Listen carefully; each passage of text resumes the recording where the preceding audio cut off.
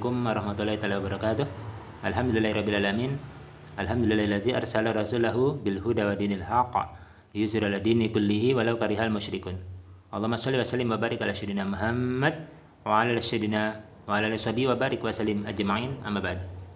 Teman-teman, saudara-saudariku yang beriman dimanapun berada, kembali dari kesempatan pada pagi hari ini saya menyapa teman-teman sekalian dan izin mendoakan kiranya mudah-mudahan kita semua masih diberikan oleh Allah SWT kesehatan dan kesempatan dalam rangka menambah amaliyah ketaatan kepada Allah SWT dengan penuh kekhusyuan, dengan penuh kesungguhan paripurna.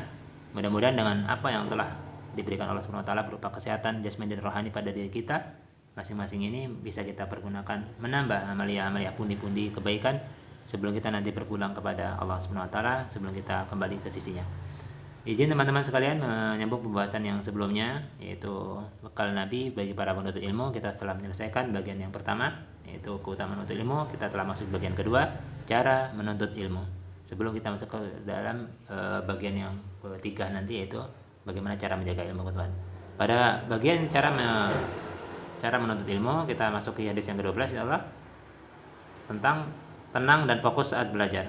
Imam Al-Bukhari, bismillahirrahmanirrahim. Imam Al-Bukhari rahimahullah menukil hadis Rasulullah SAW yang diriwayatkan oleh sahabat Jarir bin Abdullah radhiyallahu anhu sebagai berikut. Anna Nabiyya sallallahu alaihi wasallam qala lahu fi hajjatil wada'i istangsid an-nasa faqala la tarji'u ba'di kuffaran yadribu ba'dukum riqaba ba'din. Rahul Bukhari.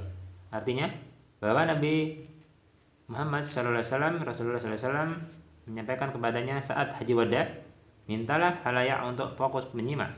Lalu beliau bersabda, jangan sampai sepeninggalku nanti kalian kembali kafir, sebagian kalian menggal leher yang lain. Validitas hadis ini sahih, diriwayatkan oleh Imam Al-Bukhari dalam kitab sahihnya pada pembahasan Kitabul Ilmi nomor hadis 121. Beliau juga menantumkannya kembali di nomor hadis 4405 atau 4405 dan dua hadis yang berbeda. Adapun jalur riwayatan hadis, sanad hadis ini, Imam Bukhari mendapatkannya dari Hajjaj, beliau mendengar dari Syu'bah yang mendapatkannya dari Ali bin Mudrik.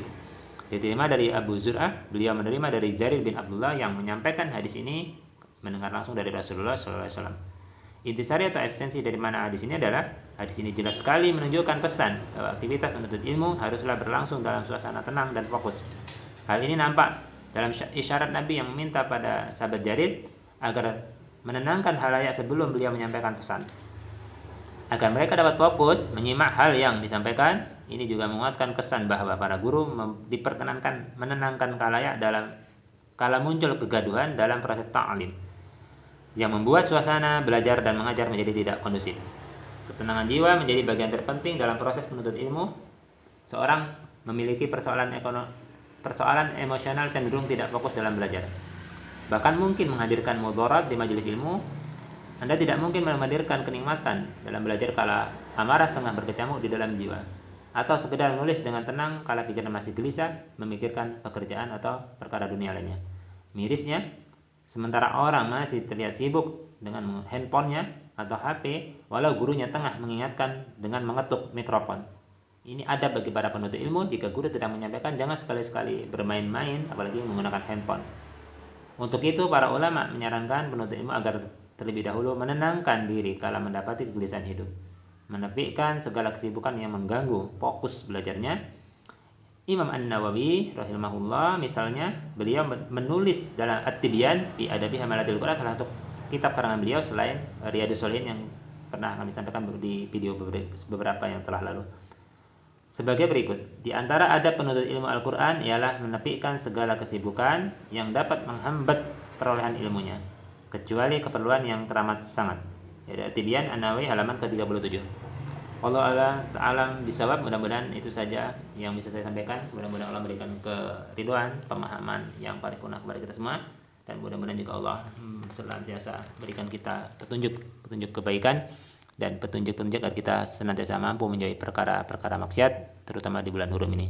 Mudah-mudahan Allah menerima seluruh amaliyah ibadah kita dari Ramadan kemarin, Syawal yang masuk Zulhijjah ini dengan penerimaan yang terbaik, dan mudah-mudahan kita semua yang masih diberikan berkehidupan diberikan kesempatan bertobat sebelum meninggal dunia dan kembali kepada Allah dalam kondisi sebagai hamba yang beriman paripurna.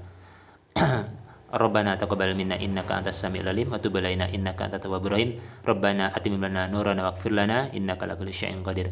Rabbana atina min ladunka rahmatan wa hab lana min amrina rasyada. Rabbana atina fid dunya hasanatan wa fil akhirati hasanatan wa qina adzabannar. Subhanakallahumma wa bihamdika asyhadu an la ilaha illa anta astaghfiruka wa atubu ilaik. Walhamdulillahirabbil alamin. Afu minkum. Jika ada kesalahan saya mohon dimaafkan. Jika ada kebaikan maka berasal dari Allah dan Rasulnya, silakan diamalkan. Assalamualaikum warahmatullahi taala wabarakatuh.